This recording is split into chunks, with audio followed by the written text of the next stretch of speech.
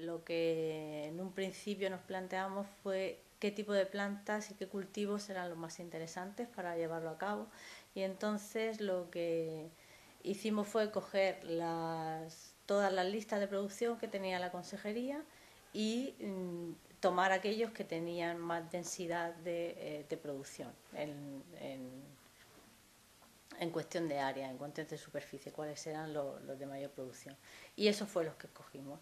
Son varias especies hortícolas, varios cereales, frutales de hueso y los cítricos, todos los cítricos. Y bueno, entonces nos pusimos manos a la obra bueno, lo que son tomar los muestreos y realizar todos los análisis. Los muestreos de plantas hortícolas son muy sencillos, todos ellos había que tomarlos justo al final del ciclo de cultivo para que la planta estuviera ya de crecimiento final, y una vez que hubiera producido ya todo el fruto. Entonces las hortícolas fueron pues relativamente sencillas porque era una planta pequeña, es fácil tomar toda la raíz y bueno, una vez que se recolectaban, se traían al laboratorio, se procesaban, se lavaban, se cortaban, se introducían en una estufa para eliminar el agua. Una vez que estaba el material seco, se molía y ya se determina la cantidad de carbono. La cantidad de carbono en peso seco que tiene el material vegetal es equivalente a la cantidad de CO2 fijado en la atmósfera. Entonces, así se realizan los cálculos. Como digo, en las especies hortícolas todo es muy sencillo, pero en las especies de arbóreas, pues todo es mucho más complejo. Entonces, lo que nosotros teníamos que dar unos datos de CO2 captado de forma anual por hectárea y por planta individual. Entonces, para ello, en un árbol, pues teníamos un frutal de hueso, teníamos que ver cuál había sido su crecimiento anual exactamente, tanto en parte aérea como en raíz. Para ello, bueno, teníamos que destruir el árbol.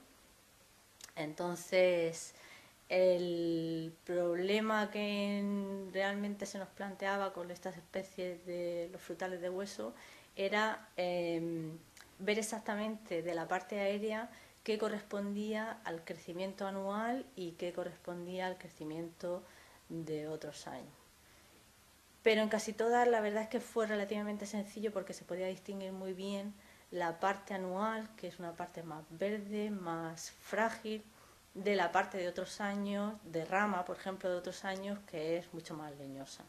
Entonces, una vez separadas esas dos partes, de la parte anual se trataba, como he indicado anteriormente, se procesaba tal cual. Lo que pasa es que en este caso, en lugar de toda la masa arbórea, se tomaba una muestra representativa para traerla al laboratorio, determinar el peso seco y el carbono, y de todo el resto que quedaba, que era el tronco y las ramas ya leñosas de otros años, lo que se hizo fue determinar su peso total y dividirlo por los años que tenía el frutal.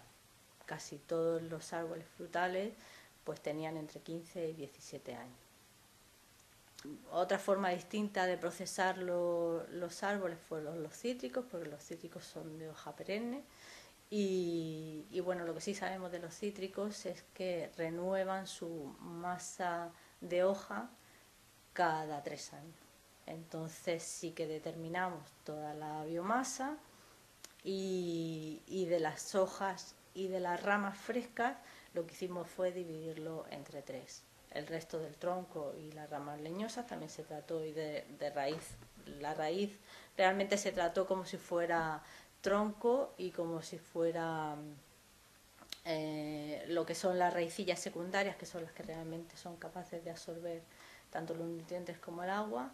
Se trataron igual que si fuera hoja nueva y ramas nuevas de ese año. Los cereales también se trataron igual que si fueran las plantas hortícolas, y la uva de mesa que se determinó como si fuera un árbol frutal. Entonces, de todos esos datos, nosotros hemos obtenido una concentración de carbono y sabemos exactamente qué cantidad de CO2 absorbe cada planta o cada árbol anualmente. Eso multiplicado por su densidad de plantación, pues podemos saber qué cantidad de CO2 se absorbe en ese cultivo en particular por hectárea y por año. Y como sabemos realmente las hectáreas que se producen de cada cultivo en la región de Murcia, pues sabemos el total de CO2 captado por esta vegetación.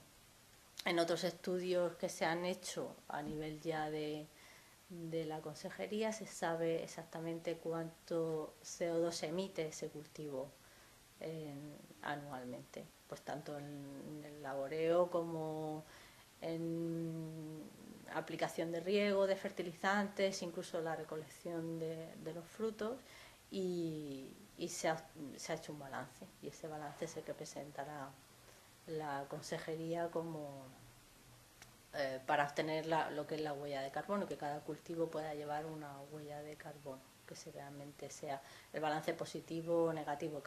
Por lo que sé, casi todos los cultivos presentan un balance positivo, o sea que son eficientes a la hora de captar o de fijar el CO2 atmosférico.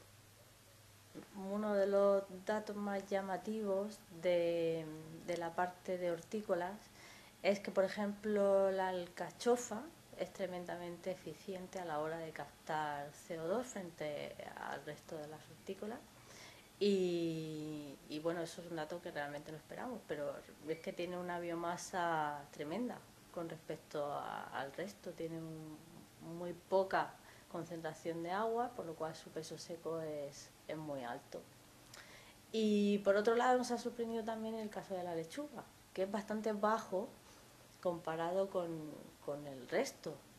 Pero también hay que tener en cuenta que la lechuga se consume todo y no hay subproductos, que eso es una de las cosas que también, bueno, tenemos que realmente luego hacer como una especie de balance, porque una cosa es lo que capta la agricultura y otra cosa es lo que se hace después con el subproducto. Si de un cultivo en particular se consume todo, pues no hay nada que hacer con el resto. O sea que todo el balance es positivo. Si no, hay que ver qué se hace con ese subproducto. No se puede quemar, porque si no se enviaría otra vez a la atmósfera, habría que reutilizarlo. Y cómo se reutilice, pues también hay que tenerlo en cuenta. O sea que esa es una parte importante de este estudio que vendrá después, a la hora de recomendaciones, de buenas prácticas agrícolas y demás. Y bueno, realmente los árboles a mí me ha sorprendido lo tremendamente eficaces que son a la hora de absorber el CO2. Y más que por el árbol en sí, que lo son y sabíamos que lo eran, por realmente el poco manejo que lleva también. Luego a la hora de sacar el balance, lo que es un frutal, durante los meses de invierno realmente no lleva práctica de laboreo, no necesita riego y después son muy pocos meses en los que se concentra todo esto como el árbol en sí es muy eficaz a la hora de absorber, de producir biomasa en los pocos meses que la produce, pues da unos datos tremendamente altos. O sea que yo creo que hay que tenerlo en cuenta todos. No hay árboles mucho más eficaces como son pues, los árboles de gran porte, como el albaricoquero, y otros que son un poco menos, pero casi todos. Y bueno, también un poco resaltar la diferencia de nuestros datos con lo que hemos encontrado en la bibliografía, que nosotros hicimos un estudio bibliográfico nada más comenzar, obtuvimos esos datos, los pusimos en tabla y ahora los comparamos con los que hemos obtenido, pues realmente no tienen nada que ver. Por eso realmente había que hacer un estudio de nuestra región.